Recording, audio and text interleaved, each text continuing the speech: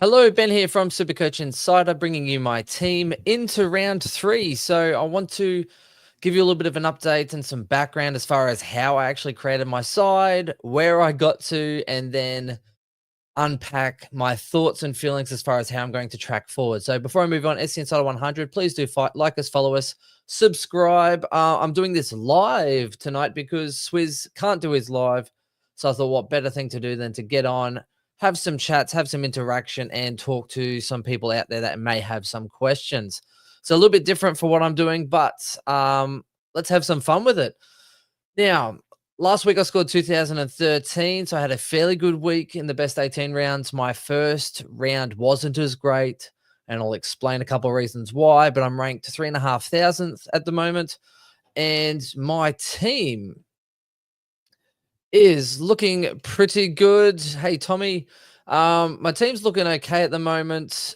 I've only had one trade to speak of so far. Now, where we got to, I had Sheasel and the usual, Roberts, Perryman, Short. So there's a few issues there. I went with Sarong. So I wanted to load up, as you probably know in the preseason, load up on Fremantle, Carlton, Brisbane, some Port Adelaide. And I kind of went with that. Now, there was a couple of things that unfolded that week. I faded Kako. Pressure forward. I thought he might drop a few low games if he doesn't kick goals. And I was kind of sweating on that because he did look good in the first round. I think if you own him, I think he's still a good option. But he's kind of, with the poor score, means I don't really have to get him, so it could backfire on me for sure. But, and same as I looked at Hall and I thought I'll just kind of wait and see. Sardis didn't play that well in the first game. So I actually had O'Driscoll in my side to begin with. And then when Sardis didn't play well, I was like, right, there was talk of O'Sullivan playing in the defensive line. So I'm like, okay, I'll go with O'Sullivan. Bad decision.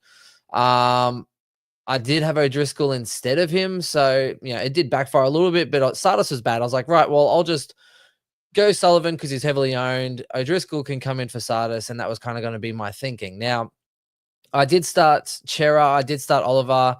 I nearly started Lockie Neal. Now, probably lucky I didn't based off his round one score.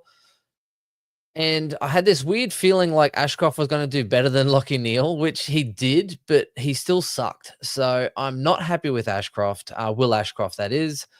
And I actually kind of got a little lucky.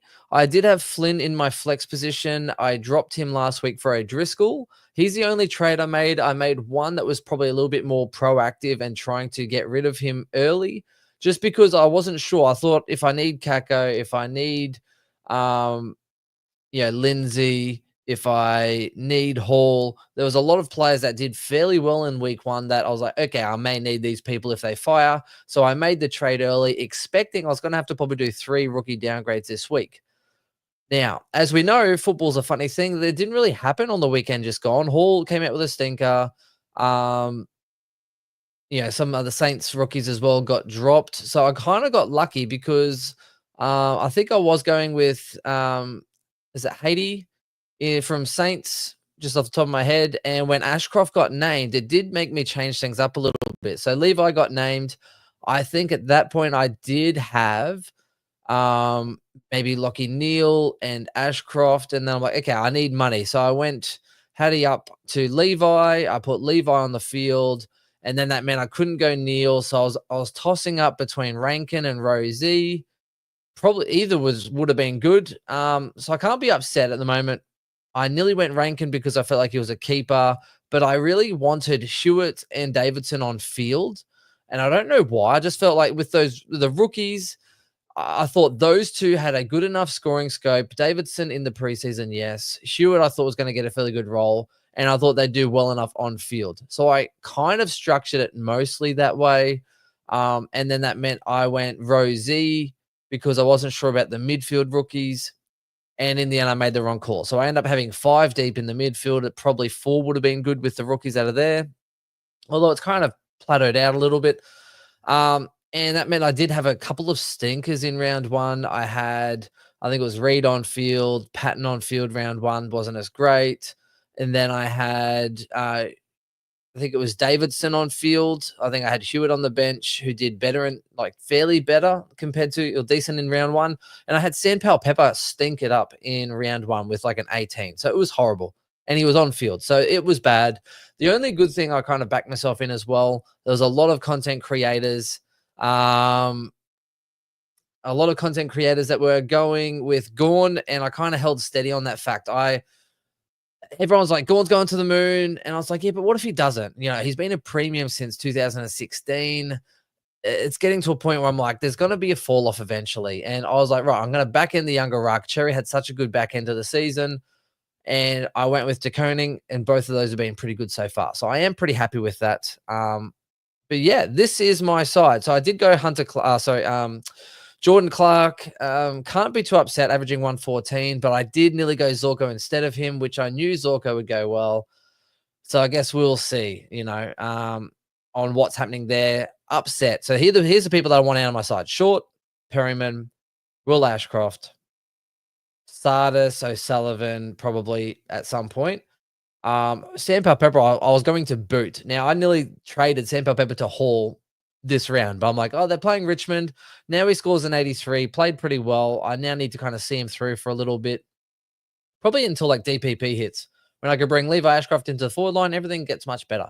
And then I can probably look to upgrade him there. So I probably need to keep a couple of these guys. My only real forced trade here is going to be Lindsay. Now, for Lindsay, I can do O'Sullivan, I can do Sardis, and that's what I'm kind of tossing up. Now, they're the ones I have to do. Going on, it's not Finn O'Sullivan, but was it Cos, C-O-S? Connor O'Sullivan in defense. I've considered that. Anyone that saw my podcast early in the season, I had him in my starting squad. I had him for so much, but there was a few uncertainties. He didn't have many touches, and I went with stupidly. I went like Trainer instead of him, which I didn't have. I'm like, Trainer's cheaper, rebounding guy. He'll probably get better as the season goes. The other one, maybe not so much job security. So I didn't do it. All right. So I'm kind of kicking myself there because I would have had one less person to maybe not trade. And I'm also a little bit upset because I think Kako and I think Hall are going to probably do quite well, but I can't really bring them in off a stinker because they're not going to really make much money. So that's where we're kind of at this point.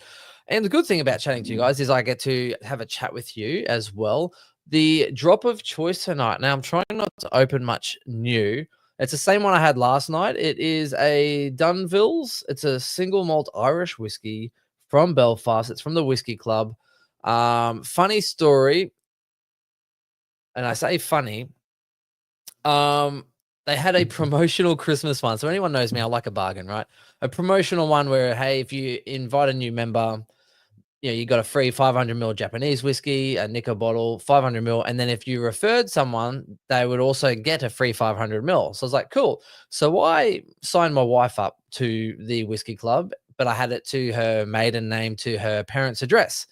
And I forgot because of the cyclone, I forgot to opt out. So I got an additional bottle that I paid for, which was very silly, but there are worse things in the world. So that is the drop of choice for tonight, just because it's open. Not that I recommend drinking midweek, but I need something to talk over. So cheers to you, Jackson. So my trades this week. Good question. Now, here's the thing. Will Ashcroft, I thought I was going to trade this week.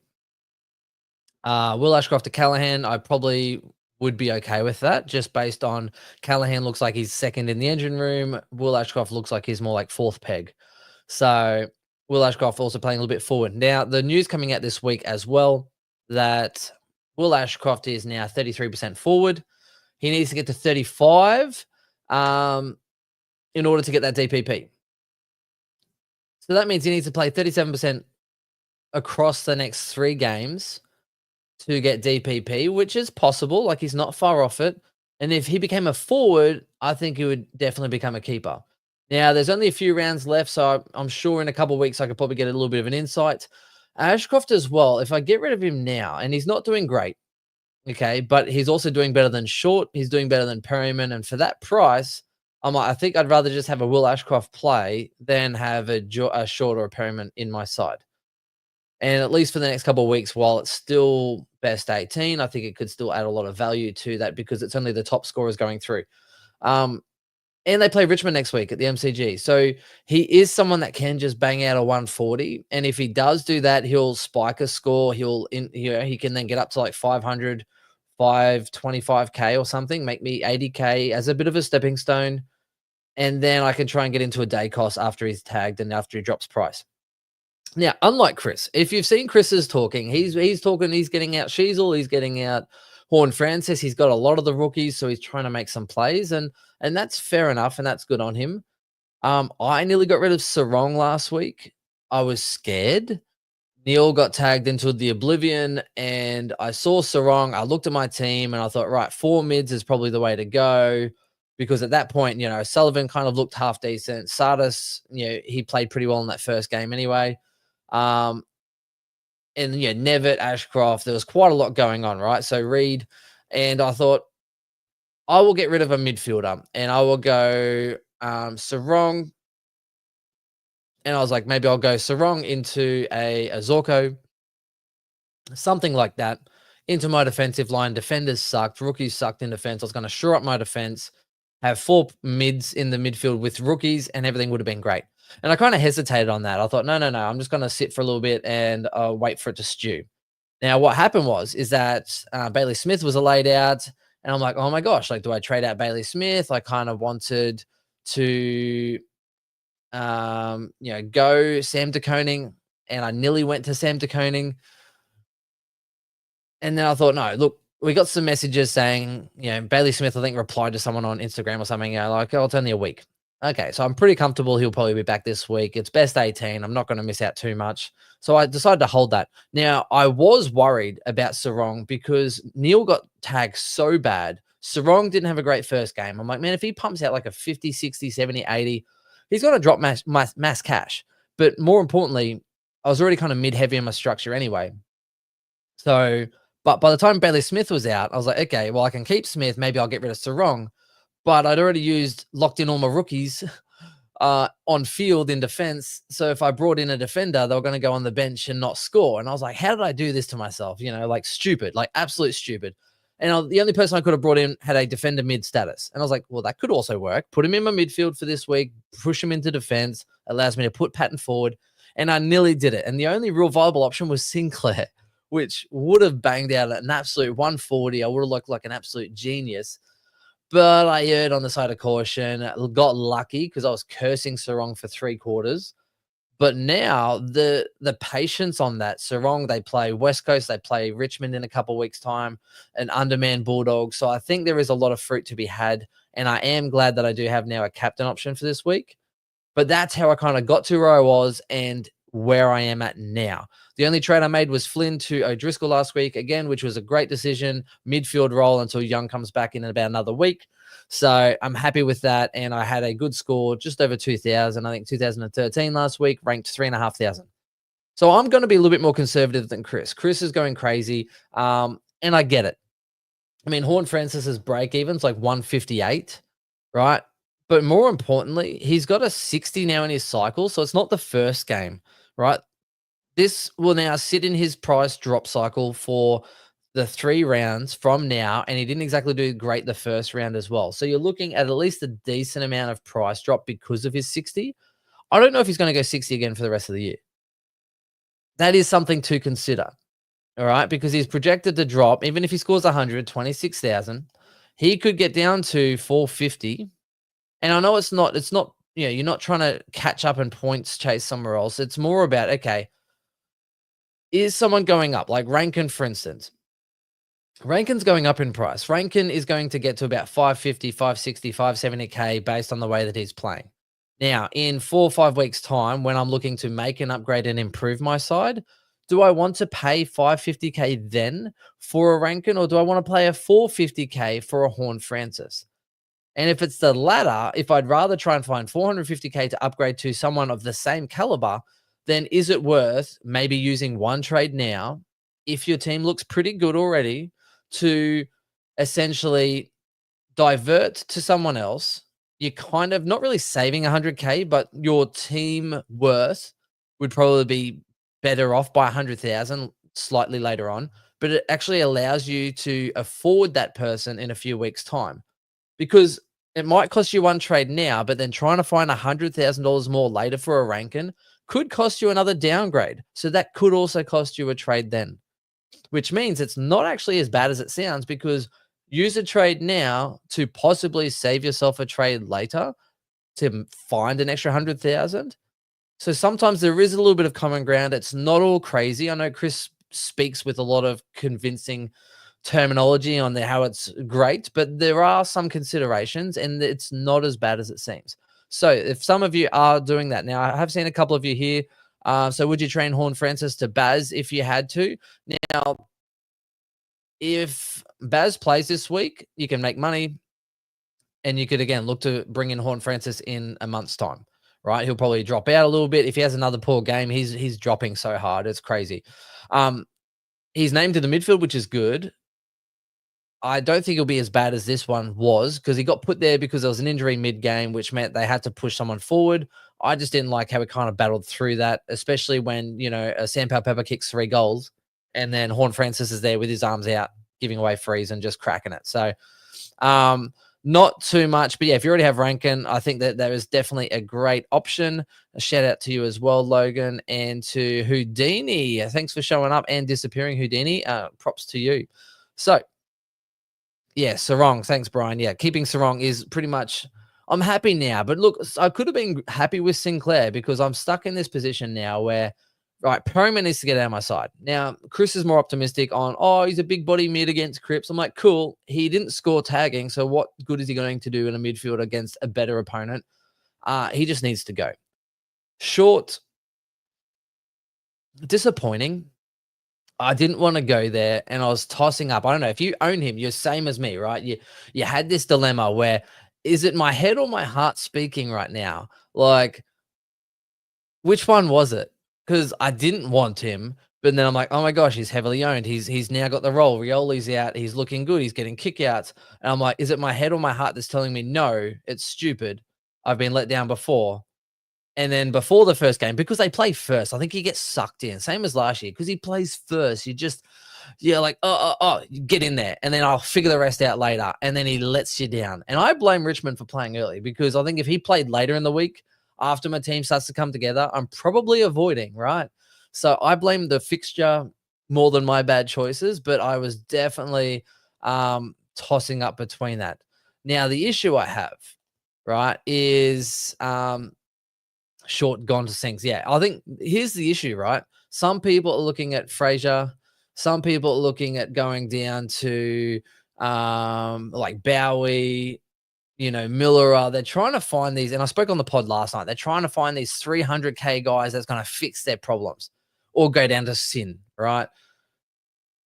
When all else fails, I don't want the disappointment of bringing someone in that's going to fail again. Right now, it's different. If you're going from a rookie and you're probably throwing a little bit more money on it, right? So let's just say, you started someone a little bit more expensive in defense. They haven't worked out, right? Throw a little bit of money on that to get yourself a Sin. That makes sense. But trying to go, my mid price has failed. Let me find someone else, and that's going to fix my team until I upgrade. And then what happens if they fail? Then you're losing another trade again. And people criticize Chris for trading out a primo for another primo. But at least you're kind of shifting some of the deck around and you still know what you're getting. So for me, Perryman, I think, has to go up. Or if you do want a Callahan, I'm quite happy to push that money into the midfield because, again, $30,000 more. Callahan is scoring 120 at the moment on average and he's second mid compared to Perryman. See you later. Easy done, which is pretty much where I'm kind of at this week. Now, the only issue I have as well, and I thought about Perryman up to Dale and, a few people there. So some people also saying Salem's a shout. Look, Salem, very good. All right. But then May comes back if he takes some kickouts. There's a lot of ball in D's in their half at the moment. But also, Salem's gone 90 and stuff before. He's never gone the full yard and all the hog. He hasn't gone 110, 105, I think, for a whole season. He's kind of gone the 90, high 90s, 95, 99, 100 nearly, but he's he hasn't put it all through yet consistently. He's also had a couple of issues with his body before, managing, um, whatever it is has going on, and he's been sick a couple of times and had these flare ups, and he's just dropped like 5 kilos. So it is something as well to consider as well. And yeah, May apparently back this week, so that's the one. But I did consider Dale, but then when you have a look at it, right? So I've got Sheasel, Clark, Roberts. I'm happy with those. That doesn't leave many spots left, right? Hypothetically speaking. Now, Mills, I think, will be good value. So he's into my side. Stewart's going to probably get down to like 400 or so, depending on how he performs over the next few rounds. I hope he does play this week in the wet, or as a Lions fan, hopefully he doesn't play. But then that doesn't leave many. So like Zorko, yes. Sinclair can be Whitfield. They're probably the three main ones I'm looking at. And where's the room? So there's no point in me bringing in a Dale when I already have a fairly heavy back line. So if you're going to go for it, you got to probably get the best. So for me, it's Whitfield, Zorko. If I was going to get a defender this week, I really want Whitfield.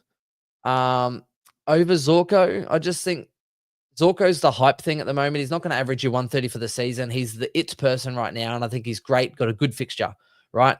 Awesome fixture. But, he was spoken about last year about possibly being rested. He has had some soft tissue injuries that, and it's not to say I love Zorko, and if everyone knows, right, big Zorko fan, but even I'm considering, right, going a Whitfield over a Zorko based on continuity. I don't think they're going to rest him. I think GWS are really going to be tilting for the flag. Whereas if Lions are in a good position, and last year they played him and they kept playing him because they needed to win. So if they get some wins early, you could see him being rested, not traveling, taking care of him, because the Lions want him peak and priming for finals footy. So I'm probably not going to go down that route. So for me, I'm looking at Perryman out because I can wait a week. I've thought about waiting a week. I don't think Short's going to probably drop too much cash this week. So I might wait a week on that. I'm not sure if I'm going Connor O'Sullivan just because it's wet up here in Brisbane. We're meant to have 120 mils.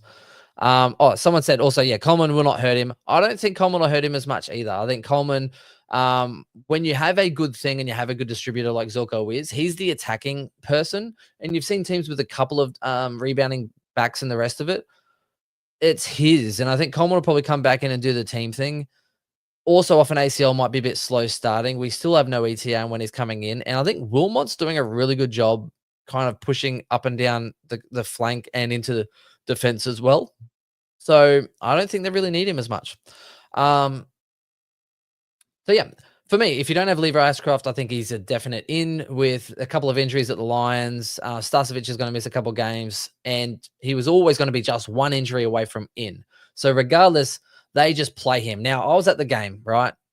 He was in defense. He was on the wing. He was on the half forward flank, and he was in the midfield.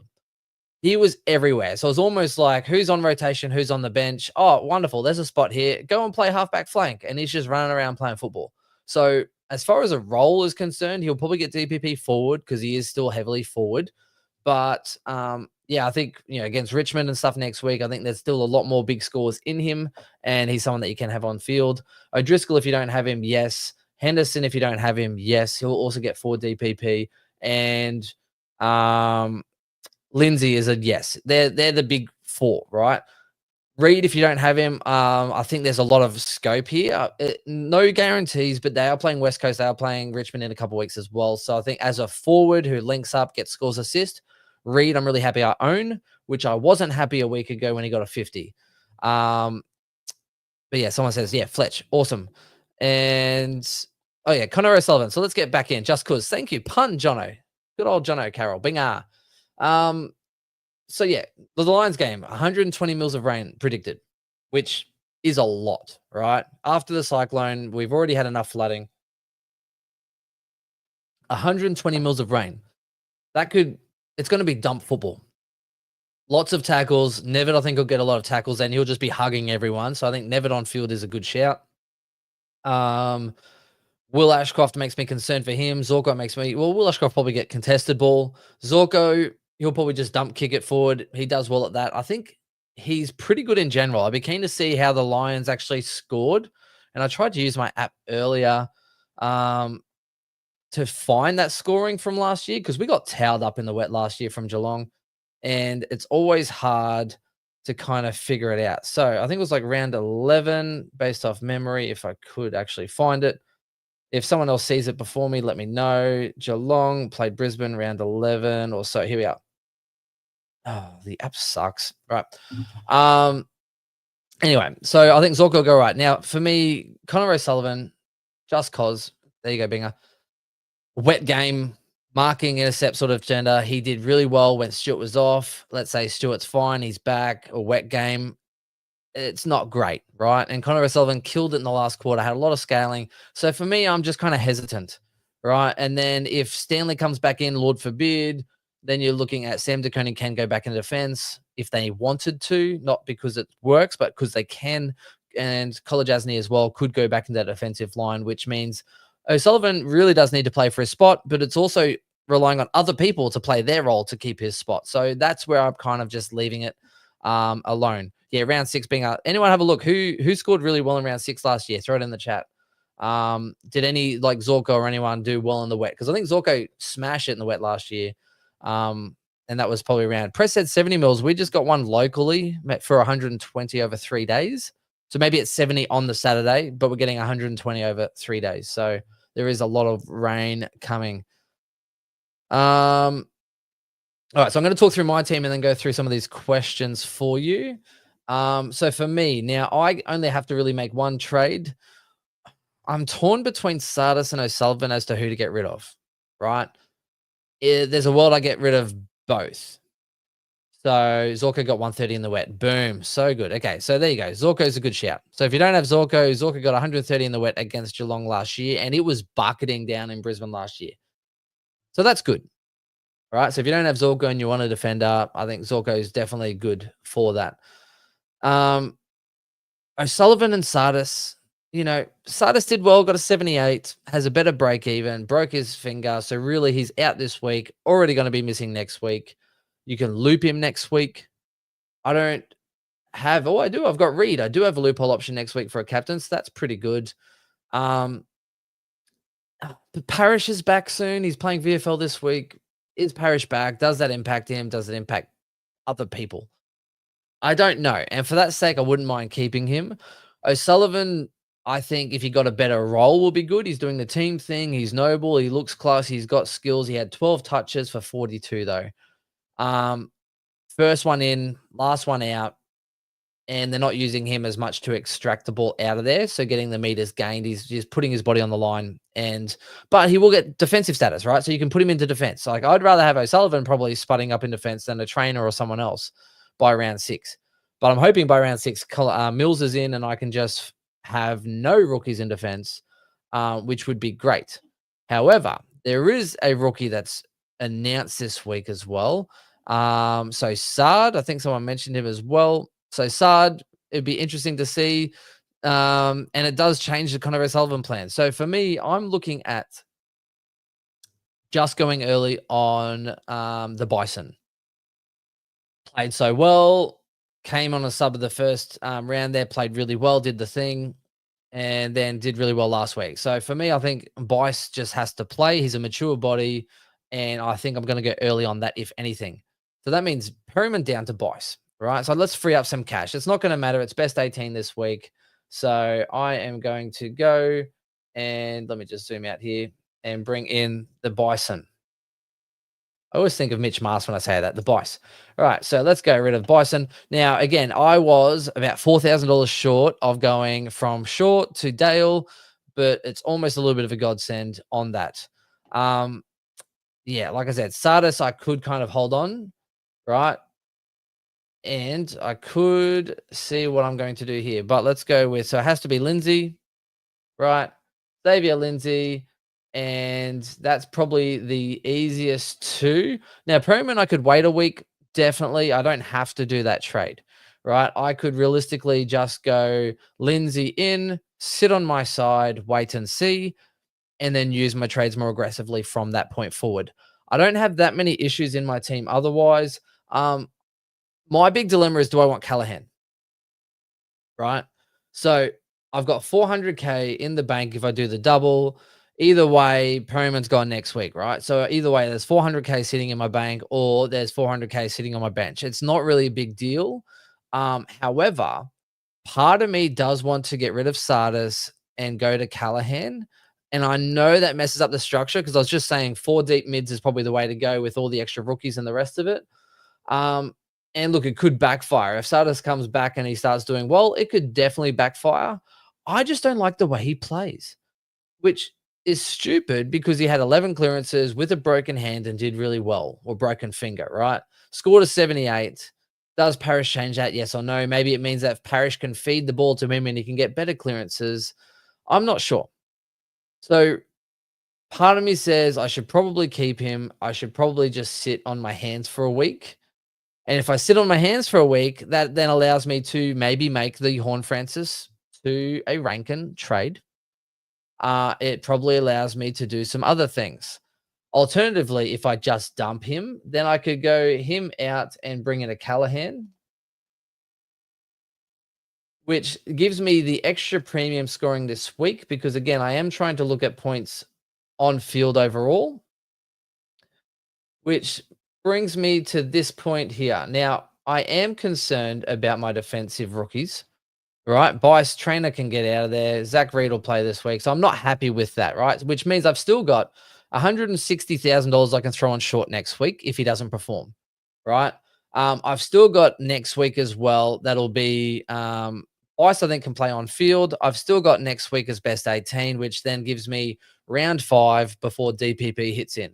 So worst case scenario, I'll be playing one of these other sketchy defenders like a Zach Reed who can't play any worse, by the way, for 1 week.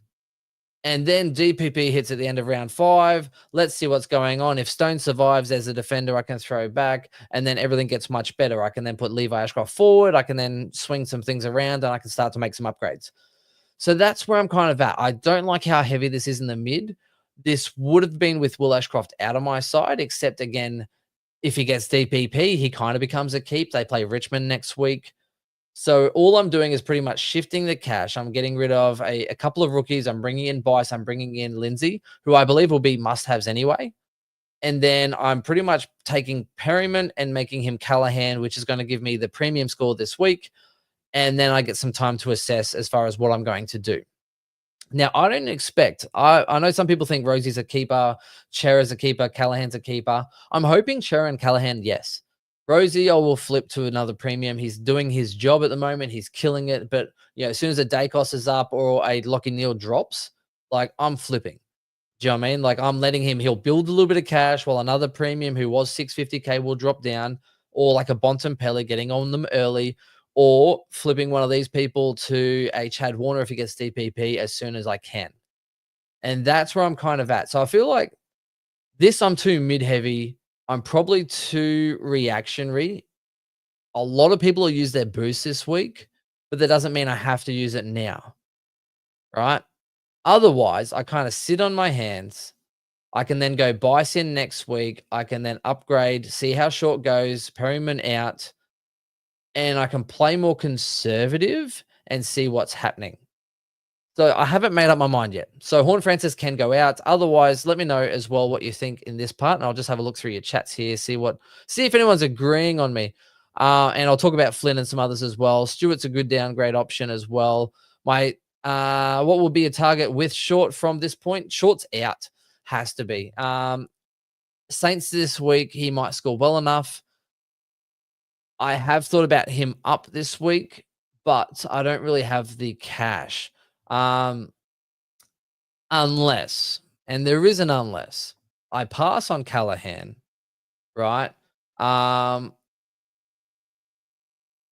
I trade out instead of the 2 other guys. So if I just revert, let me just cancel and revert this.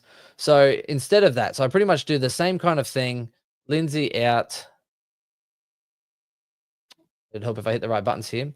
I have thought about getting in like a Whitfield or someone else and actually getting rid of, say, Perryman and Short, and then O'Sullivan, right? So that way I can go and bring in and just get rid of the problems, right? Cut the problems straight out. Let's just say Zorko, because I'll put Whitfield in the same bracket, as you know.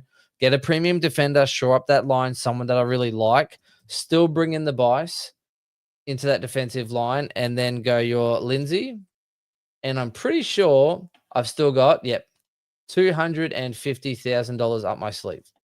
So that is another consideration where I can see what's going on. Let me check my team. You know what I mean? I've now got 250K, so that way I can start to make some moves. Throw some money on a Powell Pepper. If Mills comes back in, Powell Pepper can throw some money on him to a Mills. I can then try and upgrade. Will Ashcroft, I can actually go, if he doesn't perform, I can go him straight to another premium. And that is another consideration. So fix the issue, free up some cash, make some moves. And I'm not sure what I'm kind of going to do yet, because there is a world I just get Lindsay in and I sit on my hands. Bice and Perryman next week, fix the whole short scenario, but I don't want to use 3 next week because if a rookie pops up, it then kind of gets a little bit hard. So that's what I'm thinking. Captain for me easily is Sarong. When you look at the fixtures, I think Marvel DeConey against English, he could definitely do well. Claynover always does well against the Gold Coast Suns, so I'm not sure. I really would like Anderson in my side, though, by the way. I just think he's an absolute jet and absolute stunner. McRae seems to be the popular one based on his current performance. Now, I'm not saying it's going to happen, but McRae is really good on the inside, outside, and just dominates. And because of his recent form, I think he'll be a super popular VC.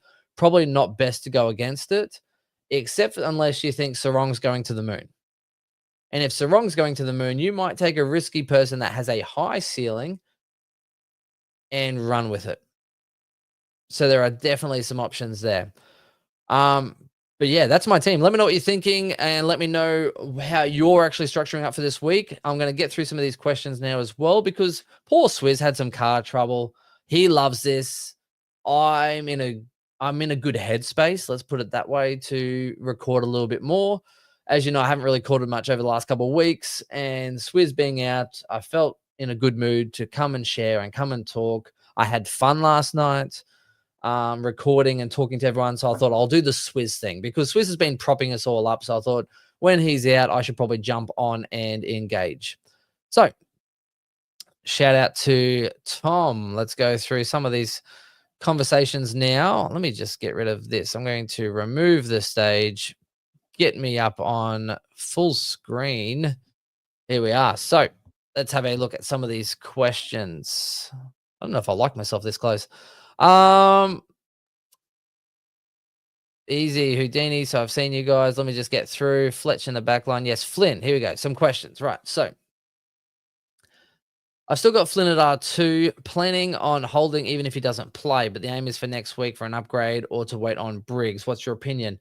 At R2, well, you can definitely wait because it is best 18. So Briggs, with that poor score, he'll drop a little bit. It does put you in a precarious situation, though. So I'd probably be looking at who else in your team you could probably move. I thought Williams played exceptionally well, but cramped up. So I don't know. Maybe they'll play both because of that fact. And not only did he cramp up, poor Reed, Archer Reed, was also copping it and hobbling around. So it'll be interesting. So you could wait for him to play a few games, but he's very much up and down. So I'd probably look to move him on if I could. Rank the order of who you think averages the most, Clark, Sinclair, or Dale. I'm going to say in that order, 1, 2, 3. Clark first, Sinclair second, Dale third. Dale's on a heater. I think he'll fade a little bit as the season goes on. Sinclair, I think, is a little bit up and down as well. And I think Clark probably has a little bit to go, about that 110-ish. And I have to say that because I backed in Clark over all of them. So, yes, that's where I would go for that one.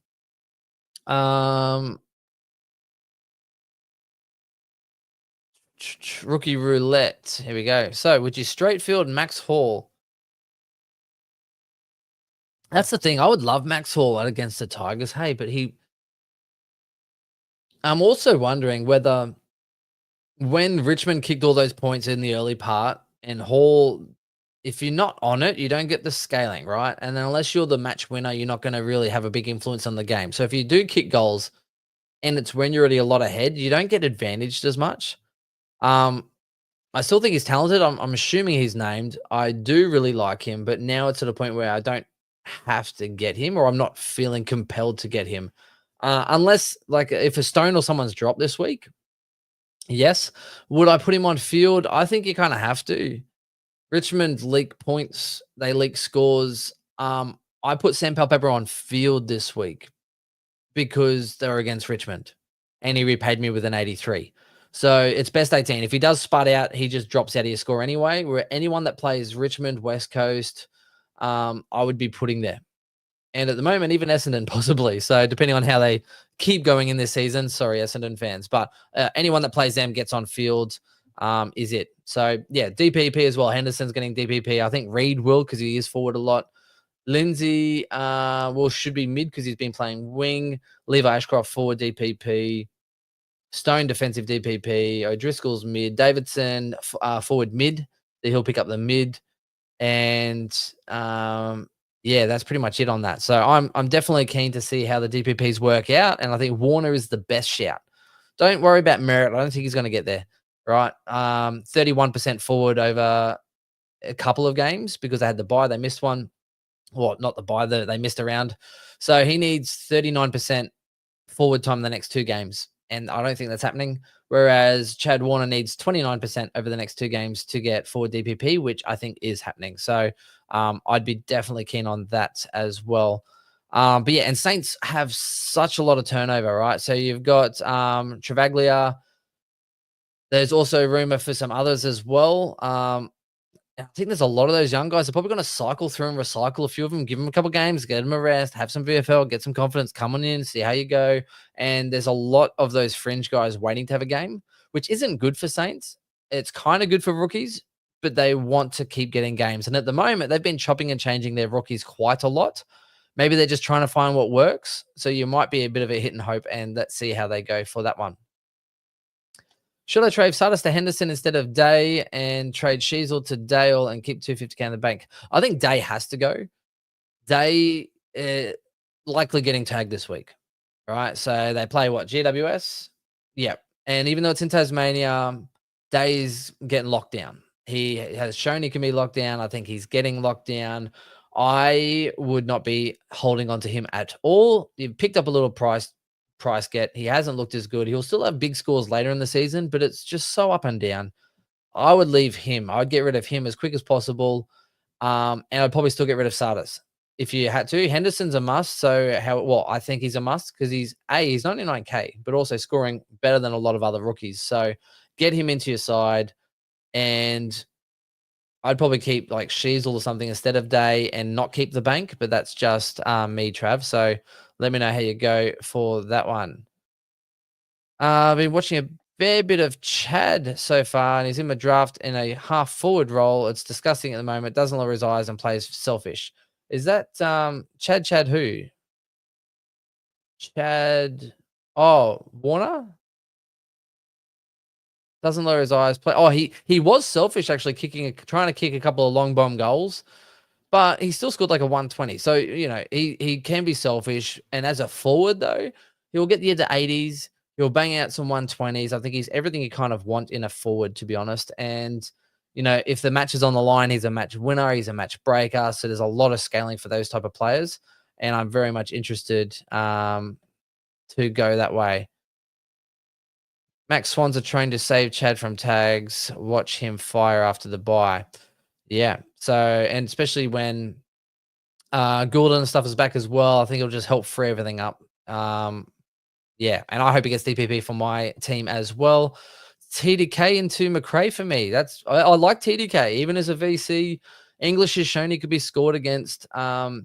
He is mobile around the ground, but TDK, in those ruck contests, I think he's probably even bigger than English. More physical, more muscular, a bigger jump. I think I used to rate English so highly, and I think TDK's kind of nearly jumped past him, which is bad. Like, English is great around the ground, a great link up, a good mark, a good kick. But we just haven't seen it as much in the last sort of half a season to a season through injuries or lack of confidence or sickness, and he dropped some kgs. But I'd be really interested to sort of see how he goes in the future. Short to Primo. So Ben, upgrade to Finn O'Sullivan to Finn O'Sullivan to a Callahan. Yeah, look, I think if you've got 4 mids, Callahan's a great option. If you had Day, Callahan's a great option. If you had a couple of those, Sanders types, and you've kind of gone more of the, your Sanders and Garcias and all those other failed people, get a rookie in and then probably get someone like a Callahan. That would be where it made sense. Whereas like going an Ashcroft or a Chera or Callahan doesn't really make sense. If you have a lot of defenders, like I kind of did, 5 deep, then a Perryman or someone to a Callahan could work as another option as well. So yeah, mid price heavy definitely on this one, but again, they're stepping stones. So outside of Short, who's gone in this latest scenario, but again, like these mid price guys, they score fairly well, and at the moment it's working out because outside of Will Ashcroft not scoring as great, Chera's going nearly 110, Oliver's going 111, Rosie's going 129. So I'll let them mature a little bit, and it buys me time for some of these other premiums that have a high break even. Your Dacos, your Neils, Brayshaw, and I'll let them drop a little bit up until they get to about 580, 550 or whatever. And then I should be able to almost sideways, and I'll turn a Rosie into, say, a Neil, or throw a little bit of cash on them. And it saves me paying up for a lot of those top premium echelon mids. And it's a little bit of a stopgap. So yes, and I'll just end up trading a lot of them. So I'm just making my way through these comments, and as I do, one more sip for myself. Shout out. Thank you. 100 people online too. Really appreciate it. Throw in a comment if you like. Last night, blown away. We're like 2 hours deep and we had 160 people still on the stream, which I don't know. That it just blows me away, to be honest. And I do thank Swizz a lot for keeping a lot of the momentum up. Just because, myself with work with 2 kids, man, it's I don't know if you're like me, but sometimes it's rough. Hey, like, yeah, just absolute rough. Sinclair over Dale. Dale is a lot of value. If you think if you think Dale can match Sinclair, if you think Dale can match Whitfield, or even get within like a 5 points per game, go Dale. Right? He's got a high scale. They use him a lot. He's very damaging. He pushes up the ground, and he's cheap. Right? What is he like? 525, 528K or something. Go there. Save yourself your 70,000 or your 60,000 and use that to upgrade elsewhere. I just rate the others slightly higher, but value is value. So definitely go on that side of it as well. Day out, yes. Short out, yes. Archer Reed in. That's an interesting one. Look, I like Archer Reed as a forward ruck, but I don't like him as much. Low scores are coming. Sinclair, Whitfield, yes. Henderson. Oh, plus Archer Reed. Oh, okay, sorry. Archer Reed gone. I'm with you now, DJ. Now Henderson, Whitfield, Sinclair. I think that's a great in. And 62K. Perfect. 2 premium defenders because defenders suck. A real cheap midfielder that's going to make cash, and done. Now, I don't think you have to free up Dale unless you think Dale, again, is going close to Sinclair and Whitfield. I think that's a great get. So I think as soon as you can shore up your defensive line, perfect. Sam Mitchell has a plan to use Day as the tagger this week. Well, what's he going to tag? Like some sticks?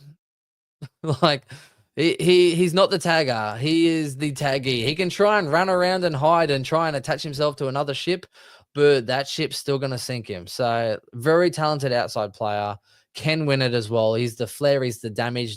Teams don't want the ball getting on the outside because that's where you get hurt. Tag it, lock it in, keep it at your feet, keep control. Yeah. Conor Sullivan for Patton. Now, this is interesting. So Patton, 133K. I'm waiting until after their bye to make a judgment on Patton, just because I think he had 30, 40 touches in the VFL. I know it's not the same because Fisher had 40 touches too, right? But he plays differently to Bice, a different role. He wasn't doing well, so maybe they threw him back, a bit of confidence, and see what happens. And you don't know. People might get injured at training as well. They'll probably try and do some match sim stuff this week to keep themselves fairly hardened. Who knows? And I'm probably just going to wait the week on that. Also might weight the win on Bice, but Patton for O'Sullivan, I think you're just kind of shifting risk, and there's still risk in O'Sullivan as well. So Connor O'Sullivan, not sure if I'd be doing that one. Trading Sardis over Finn O'Sullivan. I'm with you on this one. I agree. There is every world in which I trade out Sardis, and it's not based on the scoring. It's definitely not based on the role. It's I don't know what it is. It's the eye test, right? He's injured. He's out for a couple of weeks. I do think Finn O'Sullivan is best 22. But then the role's better, scoring's better, but the eye test is worse. Like, how do you make that call? Do you know what I mean? So, you know, I think Finn O'Sullivan will get better as the season goes on. I don't think Sardis will ever get better. Like, eye test, just butcher, and he's lucky the clearances went to contest because in an open paddock, literally yeah, couldn't hit the ground. So, and I like him. I've had him in keeper leagues. I've held him for years. I've been watching him for years, waiting for him to flourish. And when I watched him play round 0 and even round 1, no, like he just does a lot of things that infuriate me. So, and for my peace of mind, I'm thinking of getting rid of him too. So if that is you, I can completely feel you. I also think Finn Sullivan has a spike score in him. I still think he'll be best 22. I think they want to get games into him. They're trying to protect him by playing on back flank and on the wing. My only other concern with Finn Sullivan is the fact that someone who killed it last year, and I've got a complete mind blank in McKercher, also not doing well. 17 touches, 50 odd Supercoach, and they're pushing him forward flank and around. And he killed it on the back flank too. Like he was dominant on the back flank. So in what way, like North won, so not much will change. But if they start to lose, at what point do they shift the magnets? Do they put Fisher in defense? Do they put McKercher into defense? They might throw Finn Sullivan forward. Like, I don't know, right? And it's hard to speculate. But Sardis, I don't think he can do much else. Let's face it. So that's where I'm torn. So let me know where you sit at the end of the day, because instinct says Sardis to get out of my side, but my gut's telling me maybe Finn O'Sullivan doesn't have a great role. So yeah. Oh, the Koenig VC's a play. Scored 95, 13 hitouts versus English last time. Pitney scored 78 with 36 hitouts. Yeah, again, I think English is leaking big scores to other rucks at this current point in time. So I do like him as well. But then you'd be passing on a McRae. Or if you don't have a Sarong, then yeah, TDK into a McRae, I think would be a good get. Right? If you have a Sarong or you have a Brayshaw, I think that'd be a really good captain option. Although West Coast were impressive, so make of it as you will. I'm definitely going Sarong. But yeah, TDK, I do like the VC, and he seems to play better at night as well. I don't know why, just the nighttime fixture just dominates. But that's it. Lindsay has to be number 1. So Lindsay and O'Driscoll, if you haven't seen it, number 1 as well. Jono, what's your comment? I can't see. Jono's put it out. I missed your comment. I'm skipping through here, Jono. TDK into McRae. I thought I said that one. Should I downgrade McKenzie to Henderson? Yes. Henderson at any cost. I say any cost, but yeah, McKenzie, people thought he was going to do well with the injury and to Warple, and he's doing well, but he's just not scoring as well. He's getting like 80s, and he's playing well, but not well enough for the price that you're paying for him. Whitlock, defender in Whitlock, non-playing Whitlock. Okay, so again, I think there's risk in just shifting a rookie and using a trade to get Connor O'Sullivan. You're paying 150K nearly, and wet game, other defenders may be coming in or out.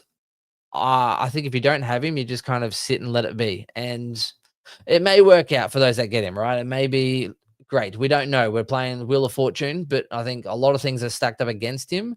And I wish him all the best. I've got him in a dynasty. I like him. He played really well last week, but there's a lot of other factors where I think Connor O'Sullivan, you just probably avoid burning or sideways trading other rookies to get him. Whereas Lindsay, Henderson, other players, you would go and trade. You'd get them in because they're generating cash. They're getting scores on field.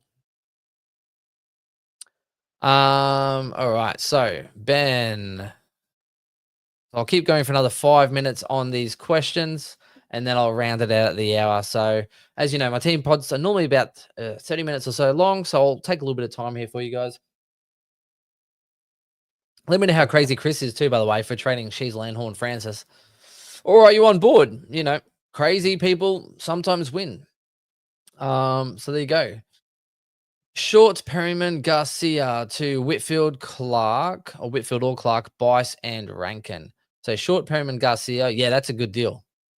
I'd probably say Whitfield, low owned, just off the buy as well. More consistent. Clark does get tagged sometimes, and he drops. If you have a look at his scores last year, he dropped like 260s, which did concern me when I started him. I just wanted the Frio player, right? And I'm glad I didn't choose Luke Ryan because he has been horrible. So yeah, Whitfield, Bice, Rankin is way better than Perryman, Finn O'Sullivan, Garcia. Oh, sorry. Perryman, Finn O'Sullivan, Garcia to Henderson. I must be misreading this. Perryman to Bice and short for whoever I want. So I think short Perryman, Garcia to Whitfield, Bice and Rankin is good, but I'd probably say if you can get rid of that, get Henderson in there and then switch it around to make it work. Henderson and 62 in the bank, or Lindsay and have 3.5. Oh, I think Henderson is scoring better. Oh, sorry, Lindsay's scoring better. I think he's more secured in that role. He looks really composed. And I think Henderson is doing well, but more volatile to drop a bad game. So I still think you should probably be able to get both. I don't know in what world you can't get Lindsay or Henderson, because I think O'Driscoll, Lindsay, Henderson probably are your top three, unless you're missing a Levi Ashcroft. Then that throws it into the mix. O'Driscoll, Levi Ashcroft, Lindsay or Henderson. He scored a 72, averaging 63. They're probably going to go up the same price. So it depends on how much cash you need. I probably prefer Lindsay, but Henderson, very good. That's hard. If you're in that situation, you don't have Levi, it's going to be hard for that one. DJ, do you think Day is worth the hold? No. Doesn't matter about the upcoming fixture. Playing a tagger this week, he's already got a low score, probably a high break even. He's going to drop and plateau out. Perryman and short this week for Dale and Bice leaves you 230k. I think Day needs to go this week. Perryman can wait a week because he's not going to drop in price. I would do that. I think Day's failed. He'll probably get tagged, which means if he's getting tagged this week, maybe he gets over it and maybe he does well, right? But if he gets tagged, and we've seen that, he keeps players to a really low score. So I would rather just take the hit now, get rid of him, fix my side, because you're probably not going to really count on his scoring your best 18 this week anyway for Day. And then adjust from that one. Hold Z. You better not be asking about trades, Hold Z, because you meant to hold. Your opinion. Choose between Dale Sinclair, Whitfield, Noah Anderson, Libba. Whitfield 1. So it seems to be a common question. Whitfield 1, Sinclair 2, Dale 3. Unless you think Dale's going to get within 5, I'd do that. Noah Anderson, I love, and they have such a soft draw. If you're weak in the midfield, I do like an Anderson, but also Chris said on the pod last night, like, if you don't have a Sarong, it's only about 40, 50k more, get him, right? Better proven track record, but I do like Anderson. So Whitfield, Anderson are probably the two I lean towards that in that scenario. Repost your trades for this week. Okay, here we go, Bing. I see you. Short to Sinclair, good. Prior to, I don't like the Prior one out because Prior's probably going to make some cash as well. Finn O'Sullivan to Henderson. That's good. Finn O'Sullivan to Henderson's good. I don't think going Prior to Connor O'Sullivan's going to gain you that much difference. So Prior can get you a 70 or something here or there. Yeah, so I think Finn O'Sullivan to Henderson, yes. Henderson is in. Short, again, you can afford to wait a week if you wanted to, and assess your options. Yeah, I don't know. I just don't like going an expensive rookie that's kind of plateauing to another expensive rookie who may or may not plateau. Fellow Lion supporter, James, I knew you were a good man. Um, what have I got? 3 questions. I'll go 3 questions left. I'll finish on widescreen TV, which is perfect. Fellow Line supporter, love Froggy. Do you think bringing in Matty Crouch or Paddy Cripps for a pod night might be a bad idea?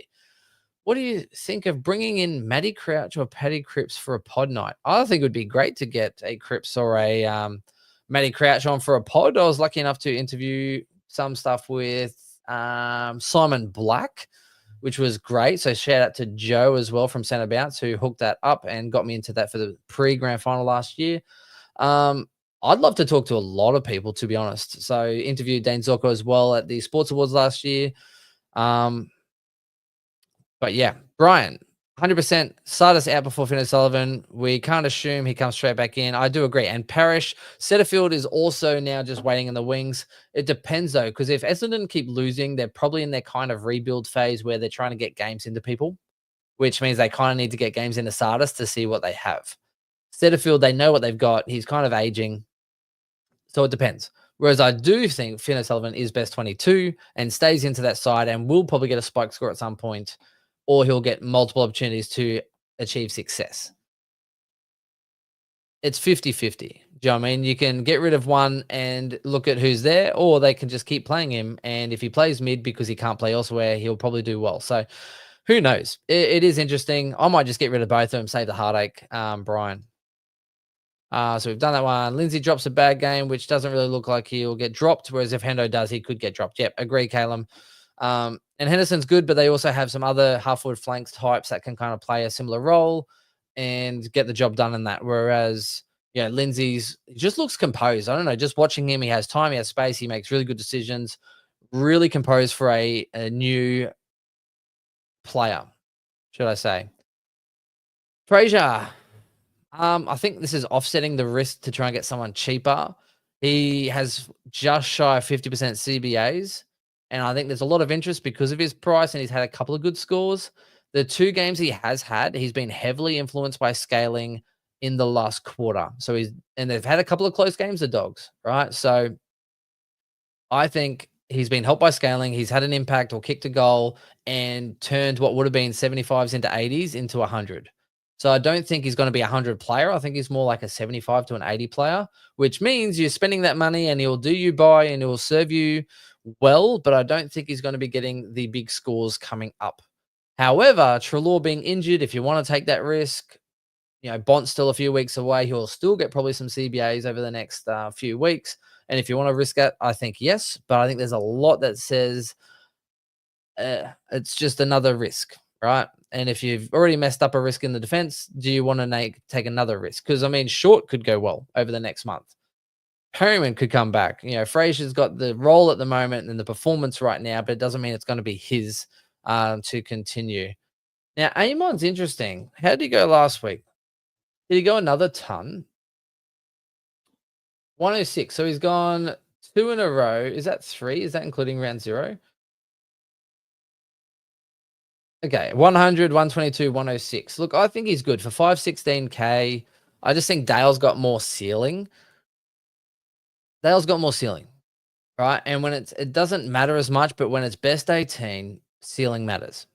So we've got this week, next week, but also don't forget there's 5 rounds of buys. So take out the buys the Dog will have. So there's 4 more buy rounds that you'll also have best 18. So for this season, it's 1/3 buys, which means high ceiling scoring players are going to possibly help you more. For instance, Chris wasn't having a good week last week, but Dale had a big spike score and it helps. Sinclair, big spike scores and it helps. Whereas Amon, I don't think he's going 140s. And for me, that means that I think he can go elsewhere. So yeah, interesting. Good question. There isn't really a need to bring in O'Sullivan. No, like say Connor O'Sullivan, sugar hit. No, I think rookies make catch, right? And he had a good game. So people look at recency, they go 88, what a good game. They don't go, oh, Stewart was out and that gave him a better role. They don't go, oh, it's going to be Rennie at the Gabba. That's horrible for intercept defenders. They just go, good score, bring it in my side, make cash. That's where people kind of fall down. So yeah, I just think avoid that one. There are some good people. So I'm keen for Mills. Coleman, you get to see 2 games and then how he performs, but I don't feel like you'll be bringing him in because I still don't feel like he'll be sort of top 10 to 15. Mills, on the other hand, I did believe would be top 5, and I still think he'll be top 10. So, plantar fascia, I can deal with Mills at that price. And Bailey Smith, is he a must-have? I think he is a must-have when he gets back in. Now, I would, if I don't have him and I could afford to, I would wait a week. So if he's playing this week, you could sit and wait. Right? The only people that are forced or feel forced are the ones going Horn Francis to Bailey Smith because they feel like they need to free up cash before one drops in cash. But if you don't have him, you can sit and wait a week for Bailey Smith. Does he do well? Does he look like he's over his little niggle? And then bring him in. Right? So not forget, he exploded with a 148, then had a sore calf and missed out. So if he plays again, you want to also make sure that, yes, he's had a week off, right? If he plays this week or if he plays next week, he has the couple weeks off. How does he back up and pull up after that game? And it buys you a little bit of security and a bit of time. I don't think you have to get him this week unless you are desperate to get out Horn Francis for him. And we'll see how we go. And in the wet, I don't know if they're going to risk him in the wet, to be honest, because it's going to be real heavy on your feet. You know, wet boots, wet socks, running around on a wet surface. It's going to be heavy feet, which is going to flog your calves, right? It's just hard yakka. And I don't think it's going to be beneficial for him. So I think they might actually sit him out this week. All right, let me have a quick little flick through. So if you've just come in, apologies. I'm kind of wrapping this up at this point. Swizz will probably be on for team announcements tomorrow. My team will also change based on team announcements. Like if Stone's out or dropped, I'll probably change up my side a little bit. I might, get rid of Stone, put Patton forward, mix a few things around. We'll see how we go. Whitfield, Zorko, I've already spoken about these guys. So Zorko, I think, is high with Whitfield. Callahan, I think if you need a mid, is probably Callahan's the best mid you could bring in. Defenders, I'd say Whitfield or Zorko would be the best two that I'd kind of consider. Forwards, I would go Rankin if you don't have, then probably Bailey Smith, generally speaking, as the targets to bring in. Yeah. So spot on Jonas. Where's Jonas? Jonas. Guys like Bice. Yeah, there's a lot of people coming in. Yeah, there's no desperation at all. I'm seeing people give him props here on this one, so we'll see how we go. Dale's last against Adelaide Oval scored mid-20s. Well done, Deeds. You must be a Mr. So Mr. Deeds, very, very sneaky. I like feet. Shout out to Mr. Deeds. I don't know why I did that. And that's it, ladies and gentlemen. Jonas, thank you as well. Appreciate it. I thought I'd do a live stream again. Swizz isn't here, so I thought I'd jump on. I do really enjoy the interaction. So let me know what you're doing with your team. Stay on tune for next week as I kind of unpack what I actually did decide and then what my thoughts and feelings are as far as the strategy going forward. So one thing I did say going in is I am trying to be super aggressive, probably from when the first DPP hits. So after round 5, right, between round 6 and the buys, I'm looking to be super aggressive and I'm trying to finish my team as fast as possible. So I'm going to be looking for value players, which means that if I'm going to correct, it's going to be this week, next week, the week after, and trying to bring in those expensive people if I feel like they're must-haves, and then it's value hunting to finish. And I'm just going to go super aggressive, which is why I'm also kind of considering just holding on my boost just for now, because I can then use extra boosts through that mid-tier to finish. Do you know what I mean? I don't need to use a boost this week. I feel like a lot of people are. And sometimes it's nice to just sit on your hands. So that sounded bad, but you know what I mean. Sitting on your hands. But that's it from us. Very sneaky, sir. Stylist Insider. Hey, Chris is here on Stylist Insider. I mentioned Stylist Insider last night. Very sneaky, sir. Such an underrated movie, except he has a dirty ass foot. So look, that's it. Let me know what you think. Stay tuned for next week. And appreciate for those that have been on the journey. Cheers. Until next time. Boy.